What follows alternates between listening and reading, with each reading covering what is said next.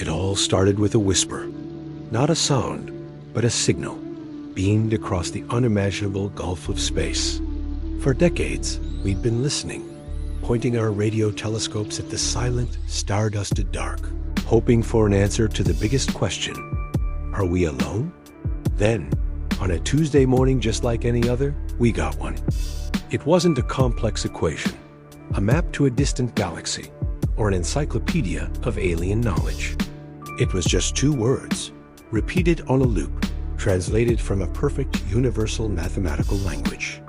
Two words that chilled every scientist who saw them to the bone. We're sorry. Sorry for what? The world erupted. Was it a warning? An apology for some impending doom they were about to unleash?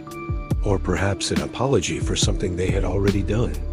The message, dubbed the apology by the media, came from the direction of the Kepler-1 86F system, a potentially habitable world 500 light-years away. Too far for a physical visit, but close enough to send a message that would haunt humanity. Every government, every scientist, every person on the street had a theory. Some panicked, predicting an invasion. Religious groups claimed it was a divine message. Others, more optimistic, suggested it might be an apology for not contacting us sooner. But the tone of the signal, its somber, repeating frequency, felt heavy with regret. It felt like a eulogy. Then, the second message arrived, 1 week later. It wasn't words this time. It was a stream of data, a complex blueprint.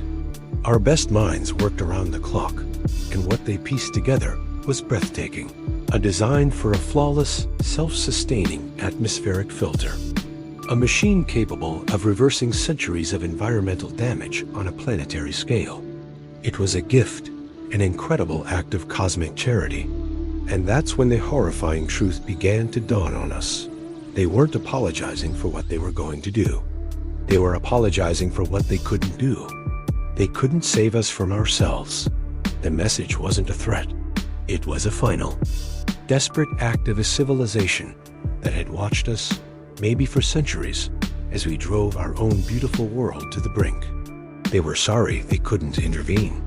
They were sorry we were running out of time. And they were sorry that this incredible gift, this blueprint for salvation, was probably sent far, far too late. The silence that followed was more terrifying than any message. We were finally not alone in the universe, but we had never felt more isolated. Thanks for watching, and if this story got you thinking, be sure to subscribe for more.